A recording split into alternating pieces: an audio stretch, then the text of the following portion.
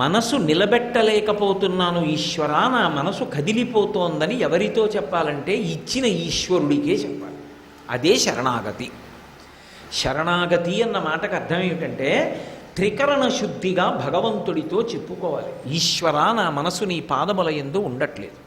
సాధన చేశాక అసలు ఏ సాధన చేయకుండా వెళ్ళి అక్కడ కూర్చుని చెప్పేసి టీవీ చూస్తూ కూర్చుంటానంటే ఎలా ఉంటుంది మనసు?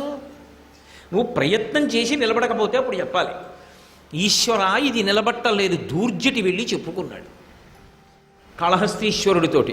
రోషీరోయదు కామినీ జనుల తారుణ్యోరు సౌఖ్యంబులన్ బాసీబాయదు పుత్ర మిత్రధన సంపద్భ్రాంతి వాంఛాలతల్ కోశీకోయదు నామనంబకట నీకున్ ప్రీతిగా సత్క్రియలు చేసి చేయదు దీని తుళ్ళణ చవే శ్రీకాళహస్తీశ్వర అన్నాడు. నేను నా బలహీనత చెప్పేశాను అనుకోండి ఈశ్వరుడితోటి, ఈశ్వర నా మనసు నిలబట్టలేదు, అది ఇదిగో ఫలానా చోట తిరుగుతోంది. కనీసం ఆయన దగ్గర కూడా, ఇప్పుడు వైద్యుడి దగ్గరికి వెళ్ళాం, వైద్యుడి దగ్గరికి వెళ్ళిన తరువాత దాపరిక ఉంటే ఎలాగండి? నీకు ఏ అనారోగ్యం వచ్చిందో చెప్పాలి వైద్యుడికి, ఆయన దగ్గరికి వెళ్ళి సిగ్గుపడితే కుదరదు.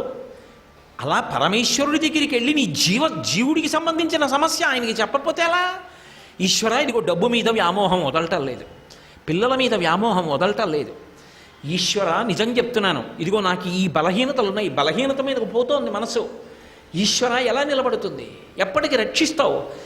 ఈశ్వర, నా మనసుకి ఈ బలహీనతలు పోగొట్టి నీ పాదముల యందు నిలబడేటట్టు చెయ్యవయ్యా అని నిజంగా వెళ్ళి ఎవడు ఆయనతో చెప్పుకున్నాడో వాడు శరణాగతి చేసిన వాడు మొట్టమొదటి వరుసలో పైకెక్కేస్తాడు. నేను తరచుగా చెప్తుంటాను ఒక ఉపమానం, అలా ఎలా కుదురుతుంది అన్నదానికి. మహారాజు యుద్ధం చేస్తున్నాడు, చుట్టూ చతురంగ బలాలు ఉన్నాయి. యుద్ధం చేస్తూ పెద్ద భద్రగజం మీద కూర్చుని ఉన్నాడు. ఇలా చూశాడు, సైనికుడు కనబడ్డాడు. వాడి వంక తిరిగి, విరే రాత్రి 9 గంటలకు ఇవాళ నేను శిబిరంలో విశ్రాంతి తీసుకుంటుండగా వచ్చి కలు అన్నాడు.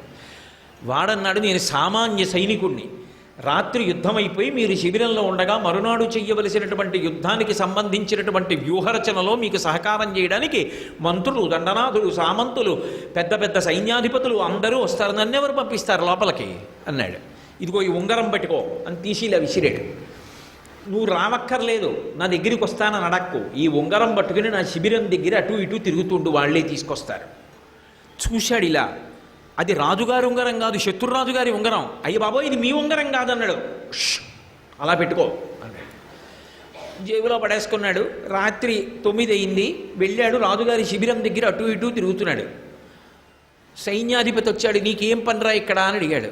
ఏమీ చెప్పొద్దన్నాడు కదా రాజు, ఏమీ చెప్పలేదు.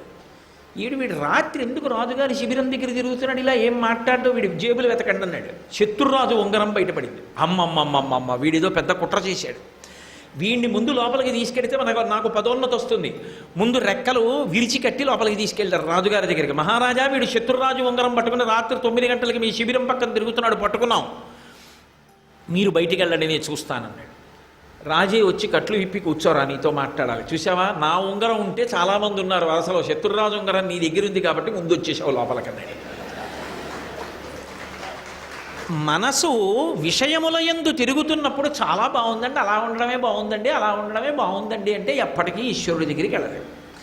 నిజంగా అది శత్రుత్వం వహిస్తోంది మనసు, అలా తిరగడం మంచిది కాదు, భగవంతుడి యందు ఇది నిలబట్టలేదు, ఎంతకాలం ఉంటానో తెలియదు, నిత్యమా జీవితము నీటిపై బుగ్గ, పాడైపోతోంది జన్మ, కాబట్టి నేను ఈశ్వరుడికి చెప్పుకోవాలనుకుని నువ్వు అది శత్రువై పాడు చేస్తోందని నువ్వు నిగ్రహించలేకపోతున్నావని ఈ విషయాన్ని ఈశ్వరుడికి చెప్తే దానికి శరణాగతి అని పేరు. ఇప్పుడు ఈశ్వరుడు జోక్యం చేసుకుని మనసుని మారుస్తాడు, మార్చి తన యందు మనసుండేటట్టుగా తాను అనుగ్రహిస్తాడు.